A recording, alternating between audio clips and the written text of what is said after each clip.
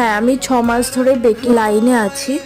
আর এই কাজটা করার পরে আমার হাতের কাজ অনেকটাই ইমপ্রুভ হয়েছে। আমি যখন নতুন কিছু বানাতে যাই, কিছু না কিছু আমার সাথে ঘটবেই। যেমন এই কেকটার ক্ষেত্রে হয়েছিল, আমার এই কেকটার ব্যাড এক্সপিরিয়েন্সও আছে, আবার গুড এক্সপিরিয়েন্সও আছে। যদি দেখতে চাও তো ফুল ভিডিওটা দেখতে হবে কিন্তু তোমাদের।